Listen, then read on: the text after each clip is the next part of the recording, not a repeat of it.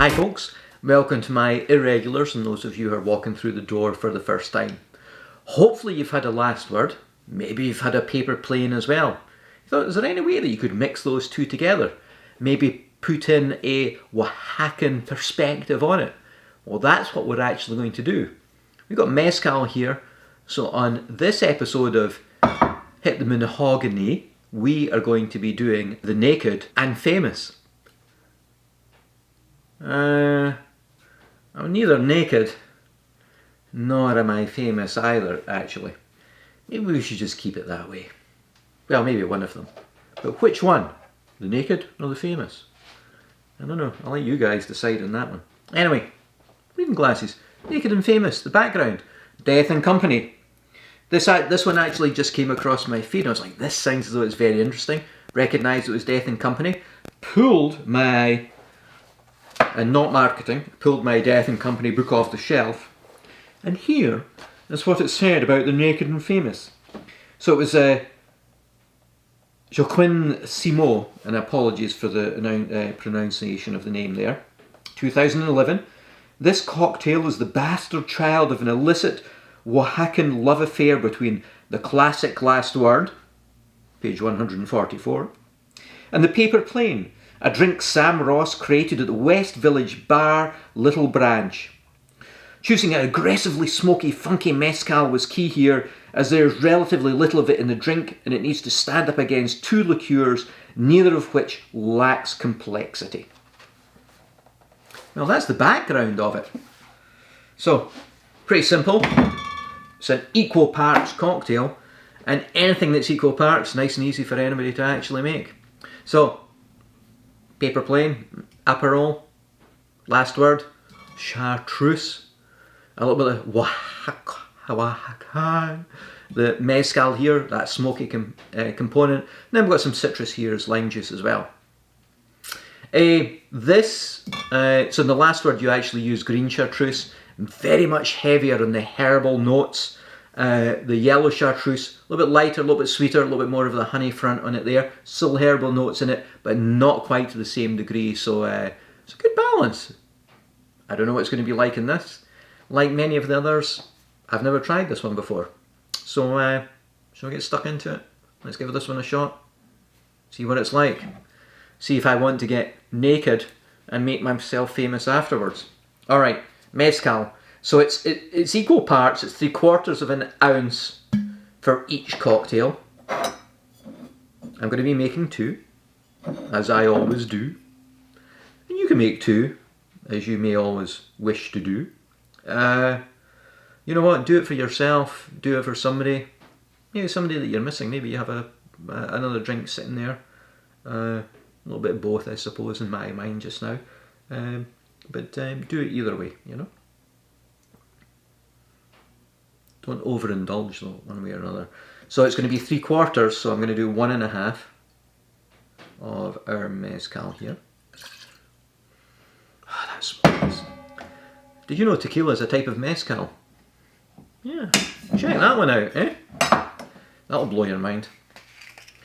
Aperol, orangey. Oh, it's just what is it? I said orangey before I even smelled it.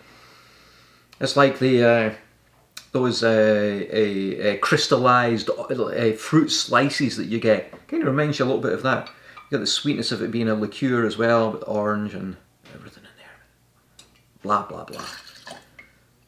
So again, 3/4 of an ounce of our Aperol for each one. That's 1.5.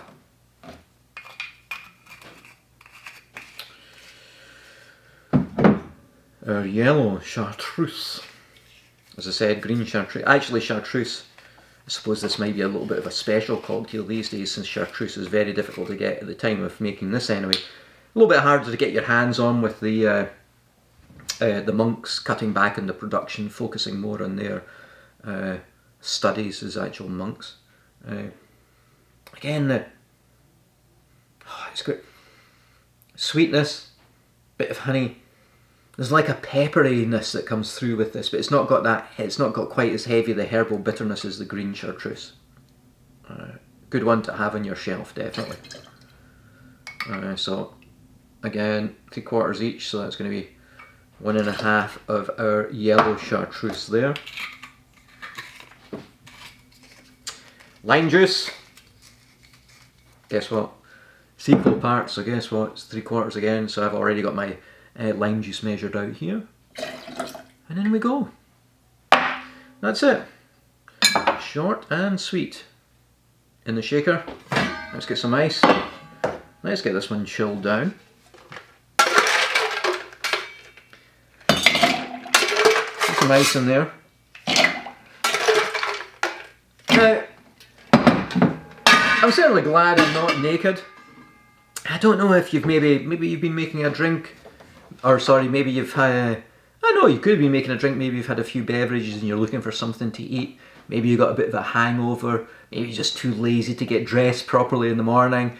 You get downstairs, you get out the frying pan and start frying up some bacon and eggs and stuff like that, and you're not dressed as you should be. Oh my god, that halt fat. When that hits your body, bloody hell, that stings, doesn't it? Maybe that's just a problem that I've had. I bet you there's a few people out there that have experienced the same thing.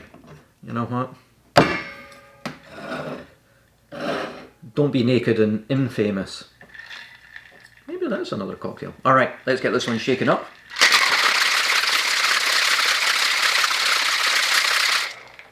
Whew, that's cold. Now, if I was naked, there would not be much to see now because that's been chilled down quite significantly. But since I'm dressed, it doesn't really matter, and you can't see anything down below here. Just as well. Alright, let's get this little puppy poured out there, alright? Wow, looks like the right colour from the pictures in the book. That's always a good start.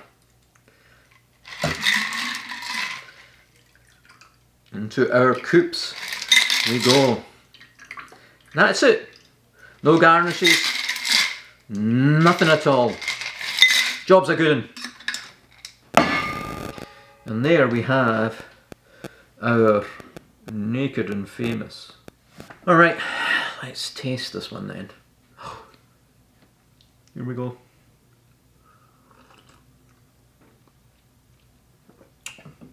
Oh!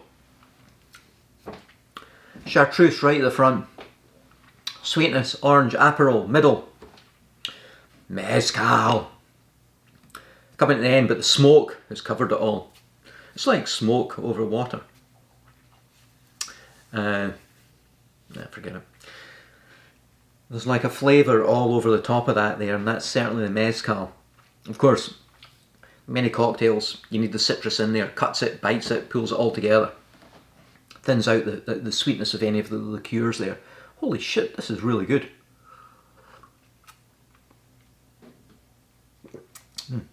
Essential Tremors are playing a nice treat tonight.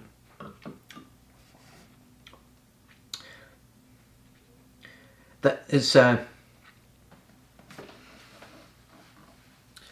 it's interesting. There's like 3 points to it. You got the sweetness, you got the mezcal, and then the Aperol and Chartreuse kind of come together in a little point. It's a weird one to actually try and describe, but it just works very well together. That's what a great idea! My goodness, that's fantastic. The way that somebody's actually been able to come up with this very simple, equal balance, equal measures, and it actually works out very well.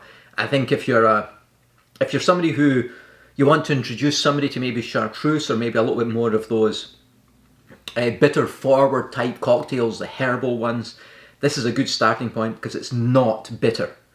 It's not too heavy on the herbal. You know, Aperol gives you a little bit of that roundness of the orange and the lime, and the mezcal itself is not overpowering. So you got something here which is strong flavours, mezcal, Aperol, Chartreuse, all together, and a little bit of lime juice, but none of them kill it. And if you had somebody who said they didn't like one of these, they may like this. All right. Anyway, here we go. Cheers, and enjoy your naked and famous. Cheers.